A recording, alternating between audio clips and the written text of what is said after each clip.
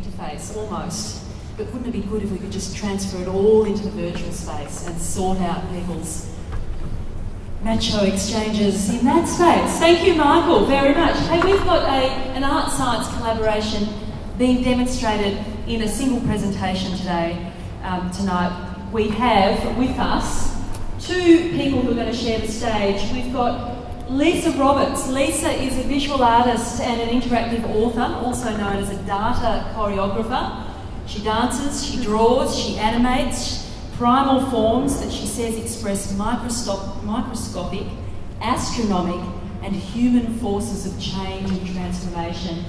She leads the Living Data program with scientists and other artists to help expand our understanding of these relationships and our role in changing the Earth's climate. She's a visiting fellow at UTS and a visiting scientist/artist/human at the Australian Antarctic Division. So we have Lisa joining us, and we also have the wonderful William Gladstone from UTS. He's a marine biologist and head of the School of Life Sciences at UTS. His research focuses on behavioural ecology of marine fishes, their mating, their spawning, and also the use of marine reserves in conservation. But he's also right across this sci-art connection. He takes photographs as a science communication tool, but he's interested in that artistic potential of photography too.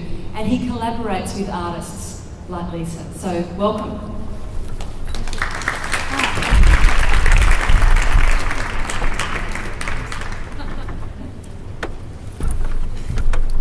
This is me researching the behaviour of great white sharks on the beaches around Port Stephens from a helicopter.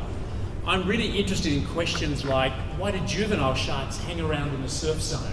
And how long do they stay there for? I'm also totally inspired by the beautiful patterns that form by the interaction of light and seawater.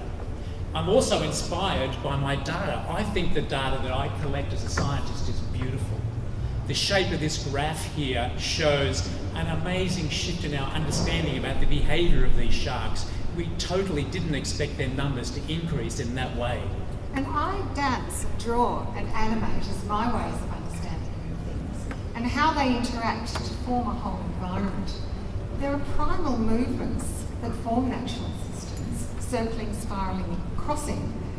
For example, the circumpolar current around Antarctica and cold bottom water circulation. And the architecture of our bodies lends itself to naturally describe these forms. So here we are at the water's edge of a seagrass bed, and we're curious about how we experience, understand and describe in our different ways, and maybe similar ways, the same environment.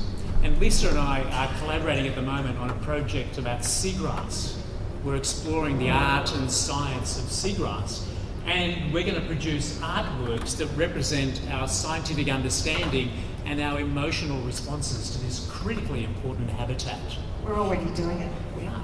And seagrass beds are chock-a-block full of different species of fish and crustaceans, and many of them don't occur in any other habitat. They have important ecological roles in the ecosystem and important roles for us as humans. And one of our amazing discoveries in our exploration of seagrass is that not all seagrass beds are the same. And this beautiful data here shows that seagrass beds change in different ways through time. They look the same, but they change in different ways. And our shift in understanding is that change and not balance is the norm in this critical habitat. And I engage all my senses in the surprising new knowledge that seagrass per square metre is more effective than whole forests, much more effective at drawing down carbon dioxide from the atmosphere. And I find this insight quite a paradigm shift for me personally. Great. We also know that microorganisms play vital roles in the health of any living system. And so we look down microscopes and we draw what we see as living in the seagrass. We're exploring the potent symbolism of the scroll as a symbol of the unravelling of scientific knowledge and understanding about the seagrass. The scroll here has the scientific illustrations of both scientists and artists, and the way it unravels in the seagrass for us depicts the unravelling of a mystery, which is the scientific understanding and appreciation for seagrass. And Lisa and I also have lots of fun and play with our experimentation. And this is Lisa in a motion capture suit in the UTS Data Arena. It's a 360-degree 3D immersive environment, and Lisa is about to perform her seagrass dance in which she interprets the moving patterns of seagrass. And this is Lisa's seagrass avatar.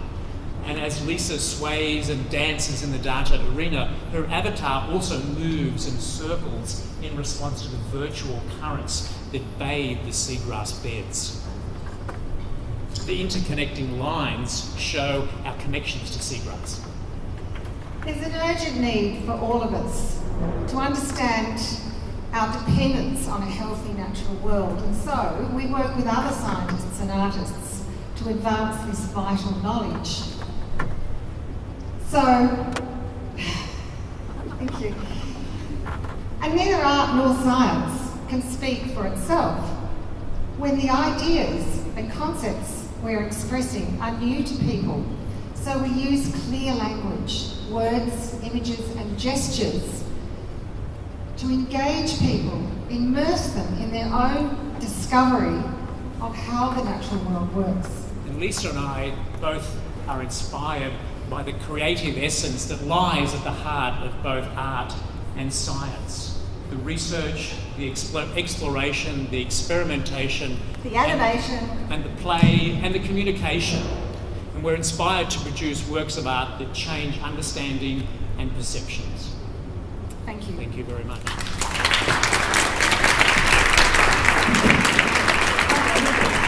What a wonderful, wonderful collaboration. What fun as well.